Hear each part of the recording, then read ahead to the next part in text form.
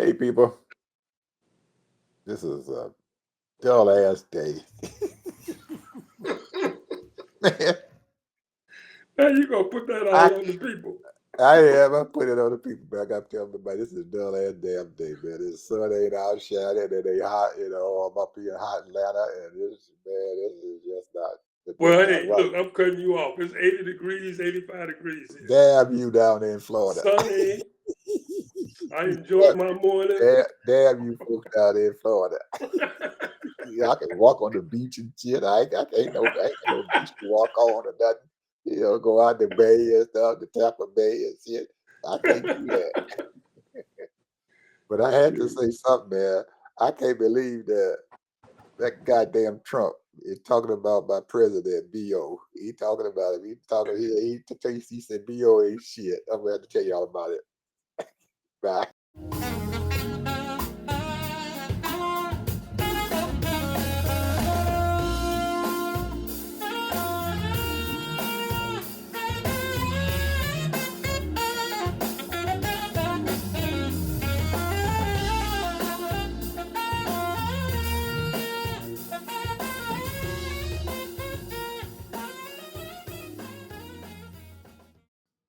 Welcome to the TED Ed Podcast, where we delve into the issues that shape our daily lives and drive our productivity.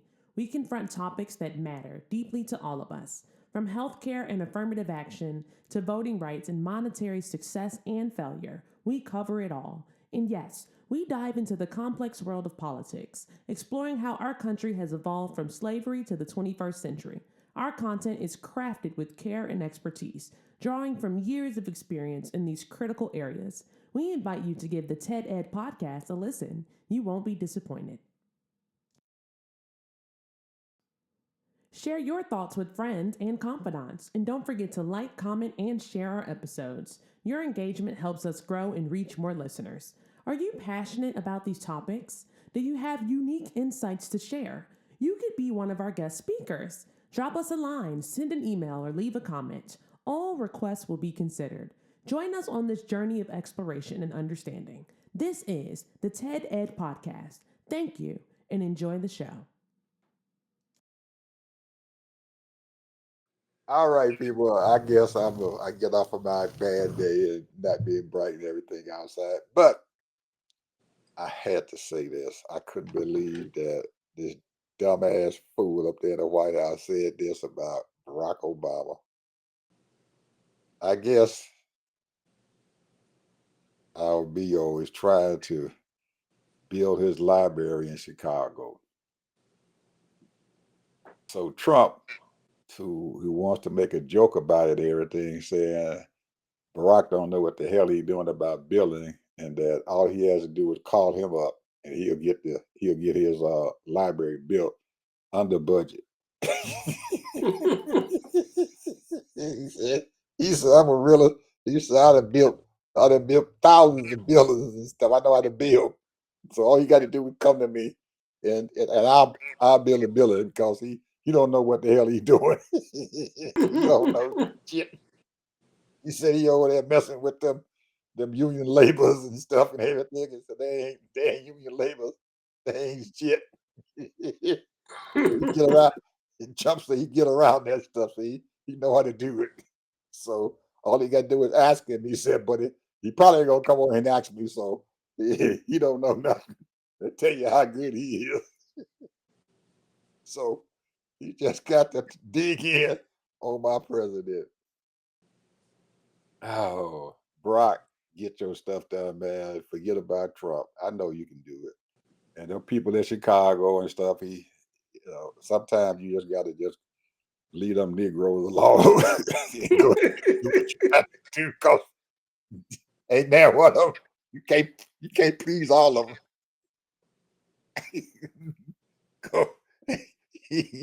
you if you get 60% of them to agree to something, then it's a success. So quit worrying about them other 40% who be talking And he stuff. ought to know that Chicago is the most political city It is, in but the world. most of the fight he getting it from his own people. They I over know. there I say it's the bitching. most political city in the Yeah, world. they over there bitching and groaning about they don't want this in their neighborhood. Hell, they can't even get the gangsters out of there. The Blackstone Rangers and stuff out of there. See, out there. The hell they know about neighborhood. Oh man. But anyway, I had to say that. Please, Barack, let's go ahead on, man, and get your place done. But you can do it. I know you can. What you got, Ted? Well, you know what? I'm gonna tell you something. I'm sick of this NFL and the NBA is kicking butt. I don't know what's going on, but I'm gonna tell you, I'm loving it, all of it. The NBA, the NFL. I mean, the money is coming to them like crazy. In 1971, the number one draft choice in Chicago was named Jimmy Collins. And his contract was $60,000 a year. They signed another rookie that year. He ended up becoming a starter. He made $12,000 a year.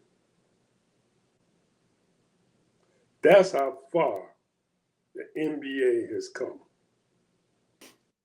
You got people making 60, 50, 40, 30 million dollars a year.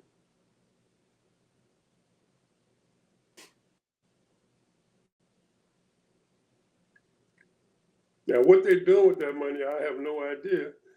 You try to track it down and what have you. Some of them is giving a lot of it away.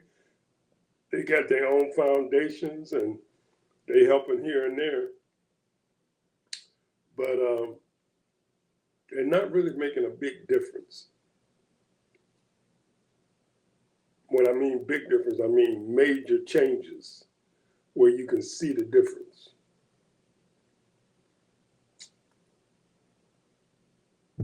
And in many ways, you can't blame them. In many ways, you can't blame them.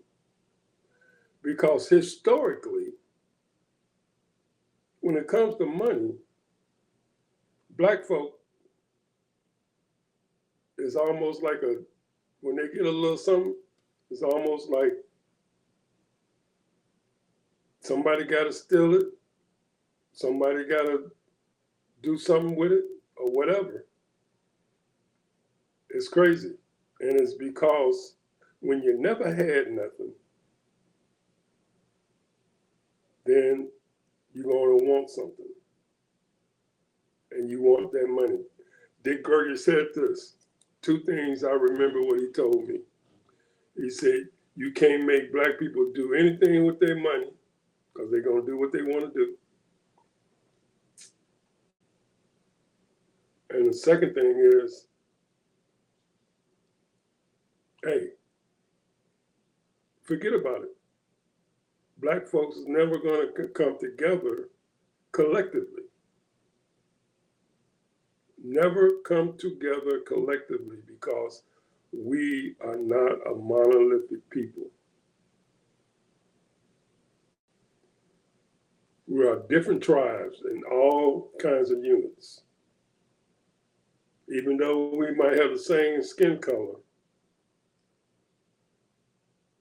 we're different tribes because we're made up of different bloodlines, genetics.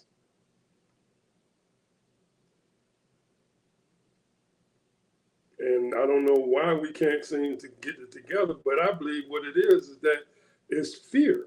Because if you look at our history, all those 100 towns that we had all across the country, the white racists, supremacists, Klan, whatever you want to call them, came and burnt those towns down, took them over. Businesses, black businesses that were started was taken away. When I was a teenager, I used to read about a lot of the black history. And and especially in business, we were heavy into insurance.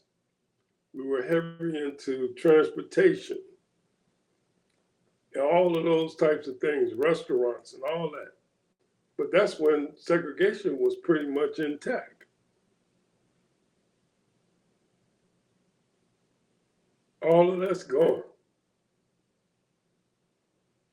So how do black people survive? How are we going to survive? How are we as in this country? Because we're not being treated equal in this country and fairly. And I always say this, we have taxation without representation.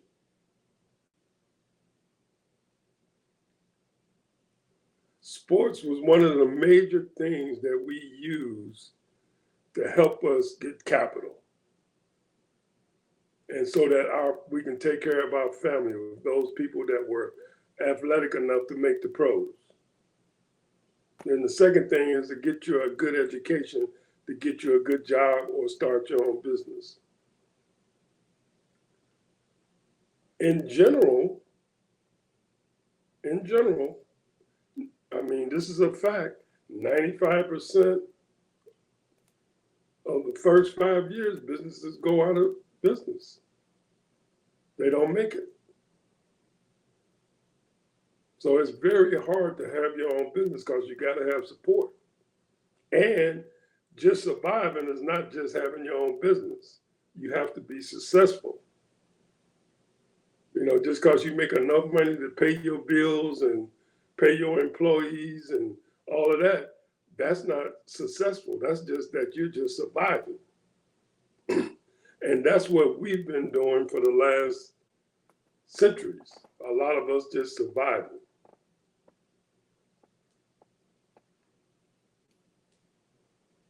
So I'm looking at these multimillionaires and a few billionaires that we got. They're just like white folks. They buying $100 million, $200 million homes. Why are you doing that? Why are you buying 25, 30 cars? Don't make no sense. To me, if I'm worth $300 million, I'm willing to take half of that and invest in some type of business that brings black jobs. And it don't have to be all black folks. This ain't no racial thing. What I'm saying is have a successful business where you can provide good jobs if you got a good business. So I'm looking at the thing is that if we're Americans, that means that we should be able to live everywhere. You won't have to live in a black community or white community, or you have to live in an Asian community, all that. We all live together, but now we're more separated now than ever.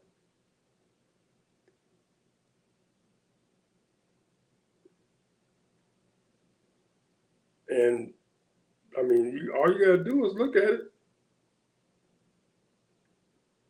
You got all same kind of communities. I've talked about this a number of times, but the point is that in my mind, the way we make it is we have to be inclusive, but at the same time, be black owned.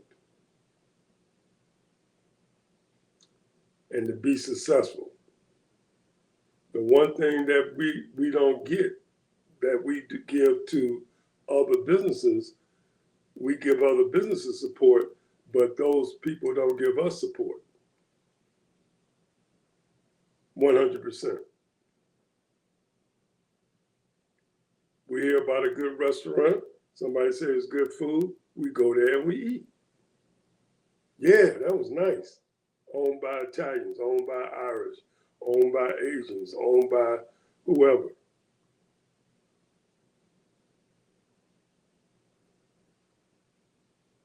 They have made a mockery of our restaurants.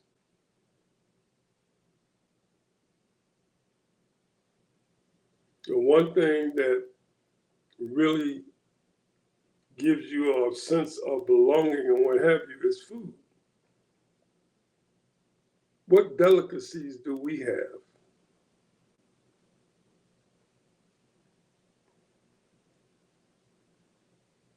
What sous chef do we have?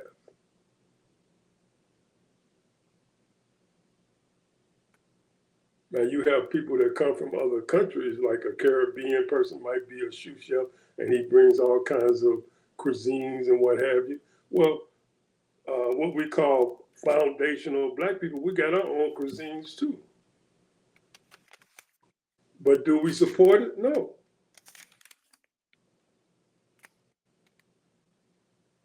So I don't know how we as a people is going to survive in this country. And when you have so many people, and when I say so many people that come against you, whatever you do, I look at when I'm talking about sports now, when you look at successful, turned a whole school around and brought more money to their school than they ever made in their life. It brought more students to that school, and they dogging him and his son like they are nobody. How he was treated in the NFL because they didn't want to deal with his daddy because he's a man and he knows how to speak up for his son. That's the kind of guy he is. And ain't nothing wrong with that if that's your personality. And that's Dion's personality. Everybody ain't got that personality about their son.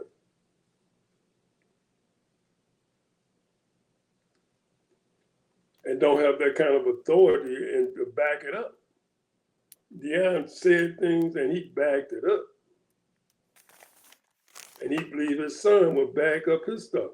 And you look at LeBron, one of the greatest basketball players in the world. They dogging him to death. People hate him. Why?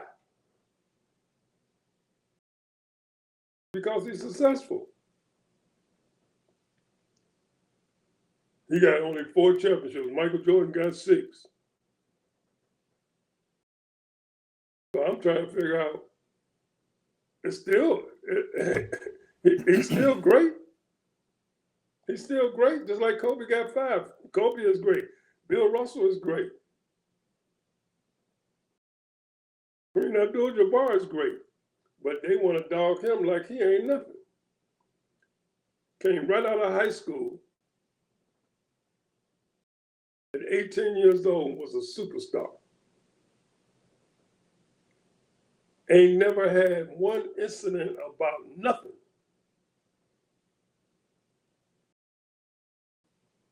And then he wanted his son to play pro because his son wanted to play pro. And he got his son on the team.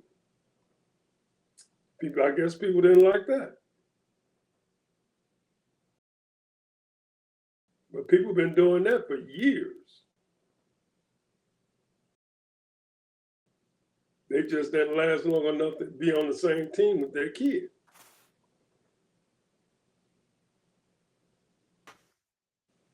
So I'm saying, and I'm going to get to my spiritual part of it. As far as I'm concerned, where there's jealousy and envy, there's every evil work.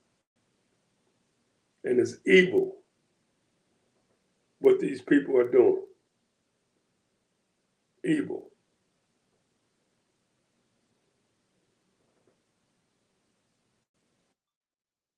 That means you ain't got no love in your heart. That means you got malice.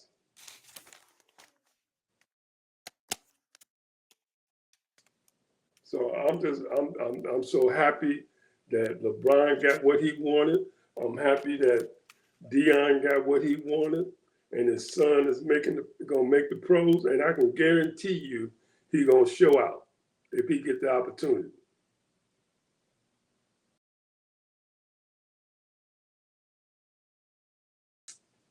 People just don't realize, man, it is hard becoming a pro. A lot of work. And some of us didn't put in all the work that we should have did or didn't get the opportunity. But the point is that they got the opportunity and they took all advantage of it. And they're making millions for it.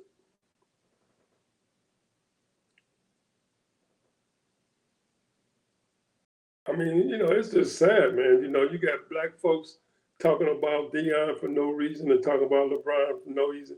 I expect some of these racist, prejudiced, bigoted white folks to say what they say.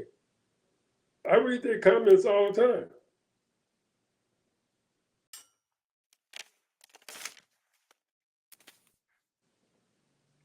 And the thing is, when I lived in Chicago, you got immune to that shit because they talked about you like a dog. If you didn't know how to signify back, I mean, you'd be on the corner, they'd be talking about you like a dog. You either gonna fight or you just gonna take it and then you're gonna come back at them. So those little things just roll off your back like water on a duck. So you just learn how to signify.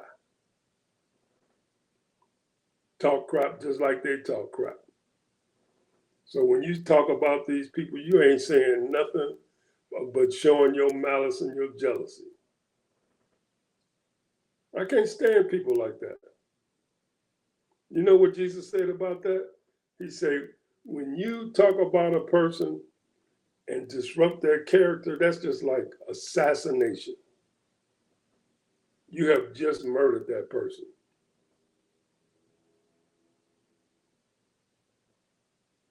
So all you're doing is committing murder.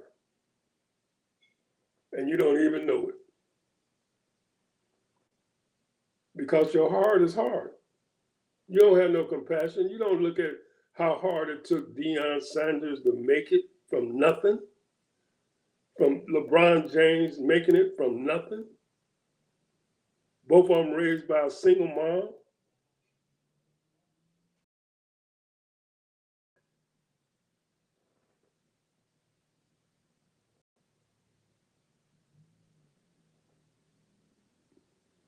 That's why I'm so proud of him, man. I'm telling you.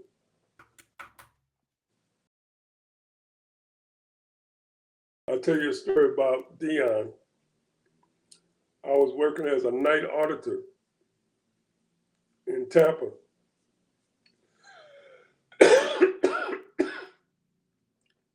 And somebody wanted to see him. I said, well, I can't let you upstairs, because unless I get commission. So I tried to call, he didn't pick up. So I went and knocked on his door. And before I was knocking on the door, I heard just a whole lot of jumping. Boom, boom, boom, boom, boom, boom, boom, boom, boom, boom, boom, boom, boom, boom, boom. And Deion came to the door with his shirt off and everything. Yeah. I said, so-and-so want to see you. And he said, okay, send him up. He was working out, bro. He was working out. Some people work out probably 6-7 times a day, doing something, keep themselves fit. It's dedication.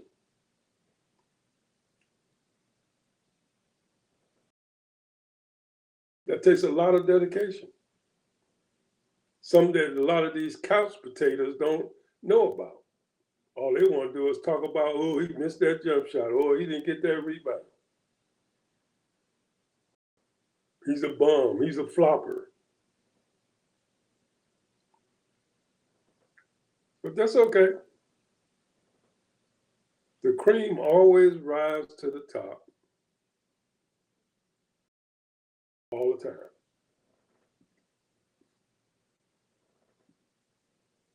No matter what level you're in, I don't care what level you're in, the cream always rises to the top.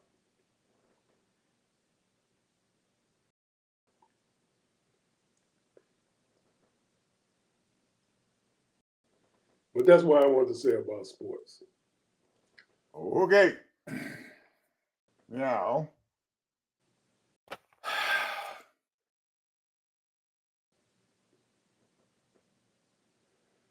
I know that there's a whole lot of stuff going on in our country here, and everybody's all upset about tariffs and everything else that's going on. But man, when when you have bad stuff going on, you always try to figure out what you can do and do it better than somebody else. Now, our world here in this country, since we started in January, and we here now in we May, and it's over 100 some days this man been in office. We are never going to go back to the days before he became the president. So we're going to have to figure out real soon and stuff that we can't keep on complaining about this knucklehead and him being there in the White House and what the hell he's doing. We're going to have to figure out something. And and then as you watch other countries around the world and how they are, man, they are moving away from us. And I'm looking at this thing and stuff, and it looks like we're going to be isolated no matter what this bull crap that they keep talking about. We got all these deals going on with all these countries. Man, these people are lying to us, and we know it. If they had deals going on, they would be telling people, "Yeah, if someone, okay, we got a deal going on." But all they got to tell you, we got 20 some deals going on, and 20 some people coming in here to deal with us. And then you ask them, "So who are these countries?" And they sit there and lie about it. Well, we can't tell you if you.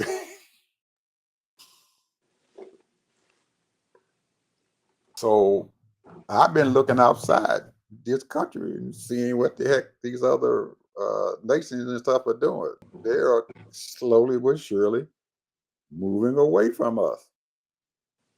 They are moving away from us. You listen to the news coming out, the CBC coming out of Canada, and they are bringing in news and stuff and everything. Yes, it hurt them that they can't trade with the United States. That they still got a few things going on with trade going on with us, but a lot of things and stuff now they have decided amongst themselves as provinces all across Canada that they're going to be getting their whatever they need from other countries. And they specifically said, "Hey, we used to get oranges and stuff from Florida and California. Well, we don't bypass them, and we get our oranges now from Mexico. Mexico shipping them their oranges, taking away our trade." And I was really embarrassed, Ted, when they call this country an authoritarian country. That we no Ooh, longer a democracy. We are an authoritarian country. This man has changed the whole makeup of how people see us. We are an authoritarian country. We have authoritarians who are in charge. And we have, and I have to include us and say us because this is the country that we're living in. So how are we going to get through this crap? How are we going to be able to deal with what the heck is going on? What the heck has happened? And we have been bashing these other countries. Trump sit there, he don't care about them. He brings them in there and he bashes the crap out of them. And eventually, this bull crap that he is doing and everything is not going to work anymore. So what do we do as a country? I don't know. What do we do? I see that, uh, and I was listening to this guy and stuff. He's from India, Fareed Fareed, whatever his name is. He's a dark skinned guy. He be on CNN all the time. He does a little show, and he was talking about how that several years ago that the United States blackballed this company called Huawei, which is a phone company, and that they blackballed them and stuff and everything, and did not allow them to bring their products here in the United States. And anybody else outside of China and everything, they told them you can't use their products and everything because they might be China's is putting stuff over here into our country and stuff and everything that's doing spying on us. Well, we didn't know for sure if that was going on, but that's what they did. Well, now we're finding out that the company, they said they didn't stop doing what they had to be doing. They got themselves better. And so now, since Trump has put this tariff on China, and China's saying that we can't do anything, and all these iPhones that Apple is making or whatever has created an opening for this company over there who makes phones. And now these people and stuff, Huawei, or whatever their name is, they're selling their phones now into these other countries because of this tariff stuff going on. Man, I look back, I said, damn, what the hell is going on here? We are getting beat to death with this tariff crap. I remember about 6 months ago and stuff, Ted, you were talking about AI. We're gonna have deep and this company called Deep Fake came in. Them people call Deep Fake. Well, guess what? Deep Fake now is making big money and stuff, and Nvidia is losing a whole big market share. And the reason why they're doing it is because Deepfake is putting their AI technology out there, and they're selling it at least 60%, sometimes 70% discount compared to what NVIDIA is doing. So they're grabbing a market share up. They're not as good as NVIDIA, but they're almost as good. So it's almost like back in the day and stuff when China, we bought these China dolls and all this stuff and everything, and we bought it because it was cheap, and because we couldn't afford the expensive toys and stuff. So now they do the same thing with AI. They are sending cheap, deep fake out there, and people who can't afford uh, the video stuff, they're using deep fake. So they're grabbing their market share that they shouldn't even be getting. And NVIDIA is losing big time out there. They done lost billions of dollars of market value because of that. And then they got other competition too. Yeah, those daggone folks out there, them Chinese, them Chinamans and stuff, man. You can't beat them, boy. No wonder they dragging their feet and Trump begging them to talk to him. Come on over here so we can talk. And y'all CP said, damn you, I ain't got to talk to you. And after what he did to Mark Carney, I know he ain't coming here. He dogged that man out sitting right there in that chair. Then he dogged out Zelensky and kept telling him he wanted to make his country the 51st state. And the man is sitting there telling him that ain't going to happen. And Trump still sitting there telling him, yeah. Told him, say, well, you should never say never happen. You'll never say never. He said never, never.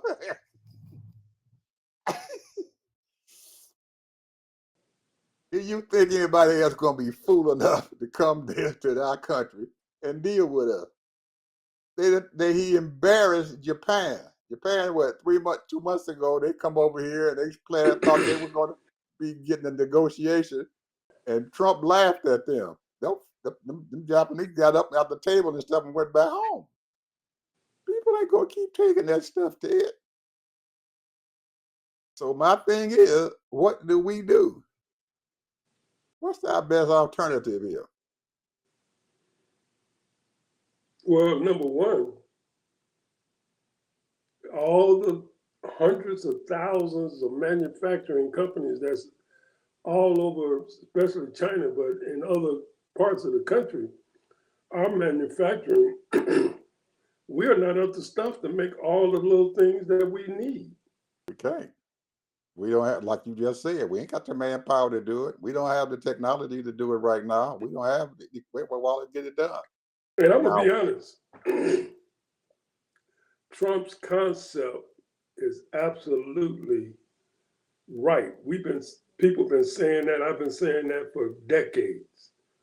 That we should have more manufacturing here to make our own products.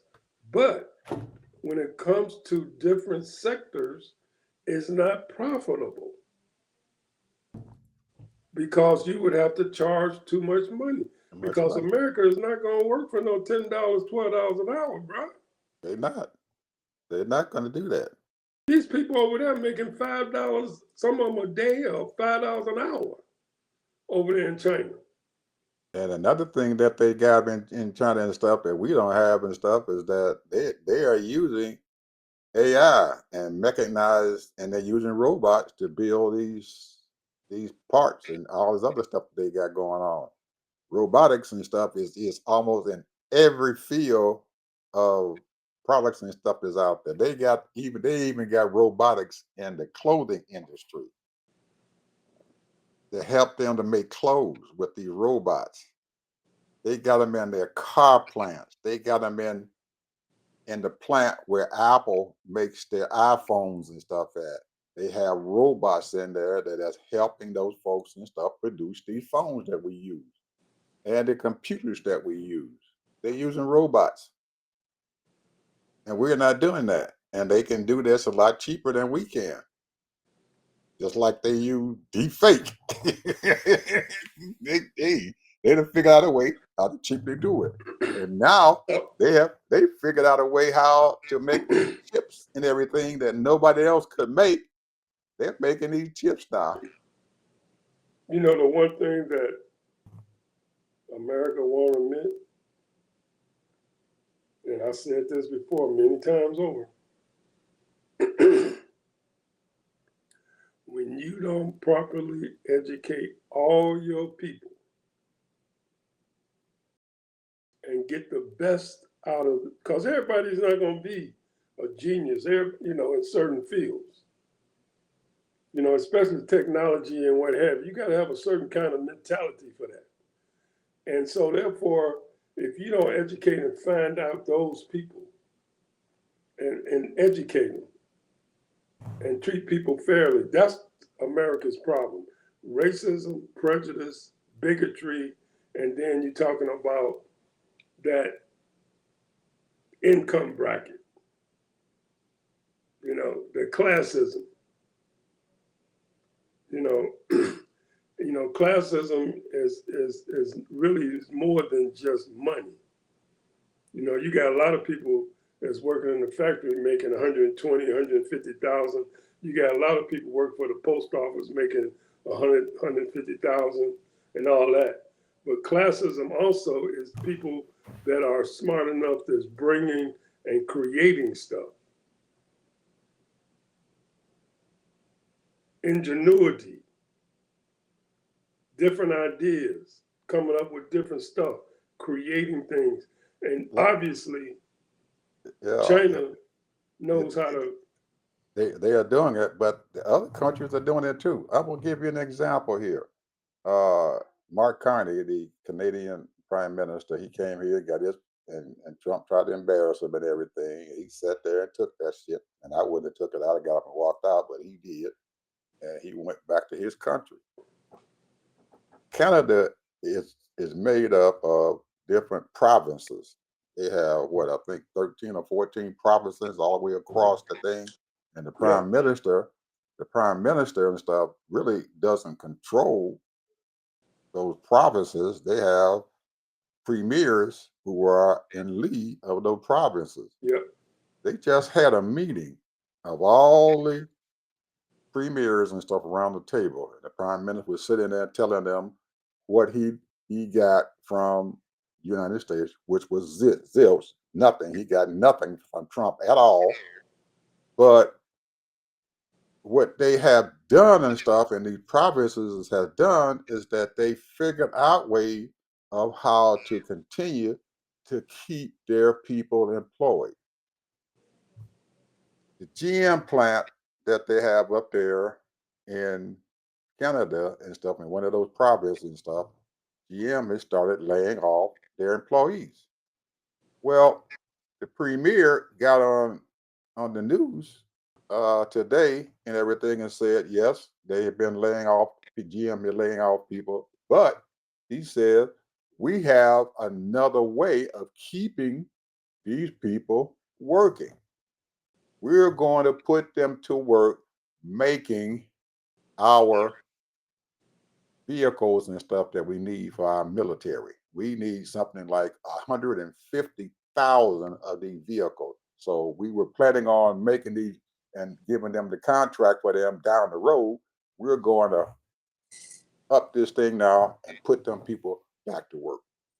And they're going to train them correctly and do They're all going the to things. train them to how to do it, and they're going to make their vehicle for me in that GM plant that used to make cars and Yep. trucks. There you go. There you go.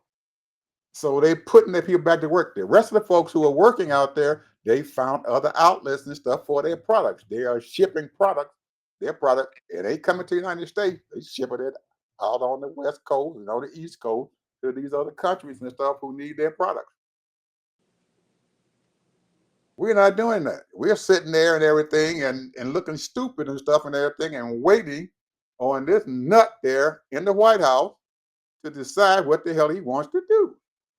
Somebody in some of these states, Ted, going to have to stand up as governors and stuff and say, hey, we are going to put our folks back to work. Damn him. We're not going to let this happen. How are they going to do it? I don't know. But if I'm one of them Democratic governors and stuff, I'm going to figure out me a way how to keep my people back to work, how to bring food to my folks and stuff in my state. Don't have to wait on him to do anything. I see what Newsom has done. He's already filed paperwork and everything in the courts and stuff and everything to tell him that they don't have to go by the tariffs and stuff and that they can have their own stuff coming in. And he's sitting right there on the West Coast. If they win that case and stuff, he can open them ports right back up and ship stuff right back there to him. He ain't got to worry about no tariffs. Come up, people, with some good ideas here and stuff and everything. You can't sit there and wait on that knucklehead to tell you what to do because he did the shit illegally. We have no business and stuff sitting around waiting on him to decide that if he wants to change these tariffs or reduce these daggone tariffs. You don't have to take that crap. Why are you going to let your people starve to death? Or they don't have their products and stuff coming in. The store is shut down, going bankrupt because they don't have the things they need because this knucklehead sitting in the White House illegally. It ain't. He didn't do it legally. He's doing it illegally. That is not his job. It belongs to the Congress, not him. And people in our state shouldn't have to suffer because of what the heck he's doing. My point. Well, the other day you said it. Just pull the boats in. The thing is the dock workers going to unload them. Yeah. I remember when he had COVID and I was up in Illinois and his sons was in the back door selling personal protective equipment out the back door to all their friends. And the governor of Illinois said, damn this shit. He took his jet over to China and stuff and loaded that jet up with as much personal protective equipment as he could get and brought it back to the state to give to his people and stuff who needed that personal protective equipment. Everybody sitting under him. That's the kind of initiative that we're going to have, man, because we can't continue to just sit here and just allow this man to do this crap. All it is executive orders. There ain't no That's law. it. That's all he did was an executive order, which is illegal. He can't take over somebody else's job and say, this is what I'm going to do. and tell people that I'm having a whatever, and he can't bring no military in there. Damn that, you can't bring the military into the state if the state's already got on the case, or the judge said, hey, you can do what you want to do and stuff. He did this illegally. Once that's said, you can start bringing your stuff in there, and he can do whatever the hell he wants to do. And if the other states in the middle part of this country don't want to do it, woe is them. There ain't nowhere in the world I'm allow it to happen. And there's the governor of California, and there's a governor of Oregon, and there's a governor of Washington and stuff. They need to take some initiative and stuff and say, hey, those are our ports. Well, We taking them over. what do you call those people that's reservists? That's what they are, reservists. Yep. Military reserve. Well, Florida, California has one of the largest reserve military people in the country. Texas is second. Well, in my opinion, they don't even need them right now because you don't want to start no war. You tell them, hey, we taking those our ports, we taking them over. I'm passing an executive order out of the governor's office. This is my executive order. Open them ports up. Bring your products over here. Those ours. Them our ships. We're going to buy something. They got to do something, Ted. They got to defy him. Right. They got to defy him. Somebody has to defy him, and all of them got to stand up to him and say, we got to defy him. We are not going to let this country go down because he's being stupid. What's wrong with being innovative and stuff and everything and say, hey, I'm going to sign a governor's order. In my ports. I'm taking over this port. This is our port. I'm taking over a section of this port and everything for my state. Bring your ships right over here, and we're going to unload these summer guns. And make sure our people got food. Make sure our people got the things that they need to keep our state going. They already now what? The fourth largest economy in the world now. They done went up. They done passed up somebody. I don't know who it was. But are they gonna do they have the balls to do it? I don't know. Well, somebody got to get some balls because the way they're talking, man, the shelves gonna be empty. They're empty already. In some places they're empty already. And a lot of folks are going out of business. And a lot of these medical supply things and everything are coming from China and stuff. China sends in almost 60 to 70% of our medical stuff that we use inside our hospital. They get into a crisis stage, man. These hospitals don't have the things that they need and stuff to take care of their people who are sick.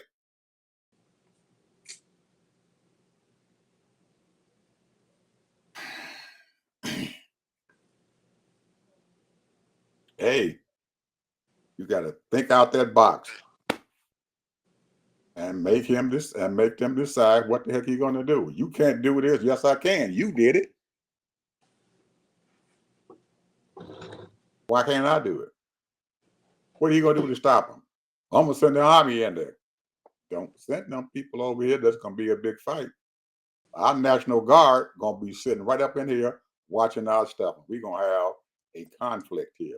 You cannot come into our state. We got states' rights. This is not federal property.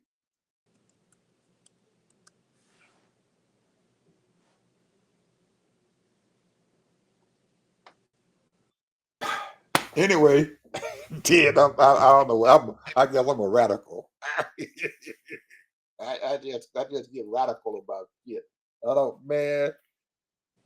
You got to figure out a way, man, how to do stuff and everything. This is not normal. We ain't in normal times. We are not in normal times. Well, here's the thing. Think about this ideology. There's two different kinds of ideology here. One is a world view. Other one is all about just America. So the question is, what he's selling is that we're being duped by other countries. And America, a lot of American people believe that we are. We were sitting there and acting like lambs to the slaughter because one man said that this was going to happen. Where's his authority begin and where's his authority end? He's already blurred the lines in all the things he's done. He's done blurred the lines. Well, see, the thing is, I don't think that he realized this, that we do over $1 trillion just in services. That's not goods, 2 trillion in goods around the world. We export. Services is not goods. It's not product. So, that services is a whole big ball game because that's that soft power in their own way. These businesses all around in this country, and we are located all over the world, different companies, international companies, and they're doing services for these countries so that they can run their businesses. It can be IT, it can be manufacturing, helping them in manufacturing, all kinds of stuff. Services. That's $1 trillion right there. So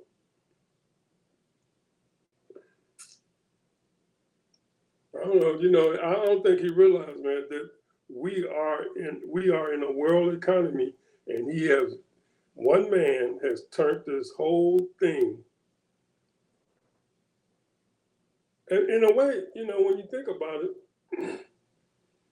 you got to look at the good side of it. It's been exposed. Everything has been exposed. That's what you have to look at it. Different things have been exposed, things that we don't even know about, things that there are some crooks out there, there's some people that's doing some raunchy stuff, there's some people that's doing good stuff, there's some people that are taking it to another level. So everything has been exposed. That's worldwide. And people are right now trying to figure it out. And so in a way, a lot of people are very happy that this happened. Because a lot of them is not just about the money, they're about their company being the best. And I think that's what's going on right now. I don't think if we actually look at it, Ted, that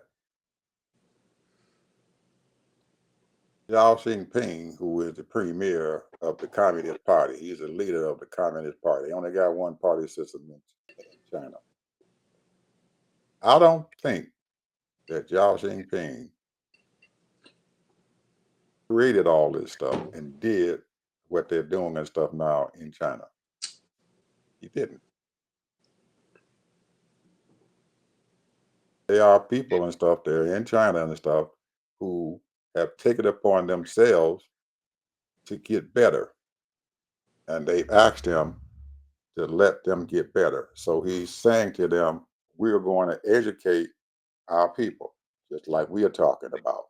We're going to educate our people. The education of their people and stuff didn't happen and stuff. And Xi Jinping didn't educate those people. He allowed those folks and stuff to educate their people because he knew we needed to have educated people if we are going to compete out there in this marketplace. They have some of the best people and stuff out there who are doing their work. He doesn't allow them to do it. Now there's things going on in that country and stuff and everything that doesn't go on here. A lot of money being passed around these folks' hands so they can get done what they need to get done, but they are getting it done.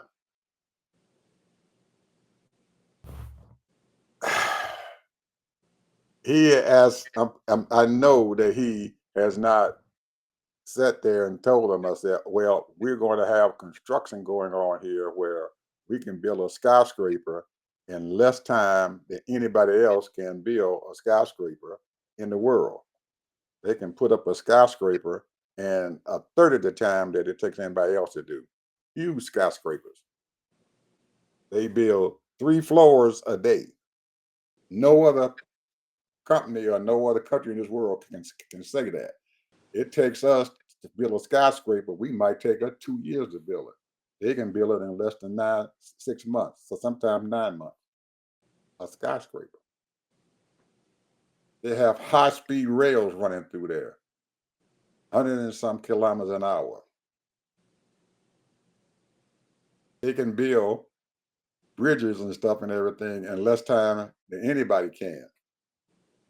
They have mechanisms and stuff where if they can't go over the water, they're going under the water. And they do it as fast as anybody else can do it. Why can't we do that? Because we got regulations and we have unions and we got all kind of red tape. And they have one thing that we don't have. Their people, when they come to work, they work. If they got 8 hours of work, they work at 8 hours. You said the magic word. Yep, they come to You work. said the magic word. They ain't no politics. Ain't no politics. Ain't no do their job. Ain't no lunch. Ain't no whole lot of long lunch breaks. Ain't no la dee da da and all the other stuff. They come there to work. 8 hours. They got 8 hours of work. They doing 8 hours of work. Anyway, Ted, the final word, man. We done shot through this hour. I'm gonna say this. Just like we used to be top dog, and in so many ways we're still top dog. However, 47 had come in and destroyed our unity. And in so many ways, you have the followers of them.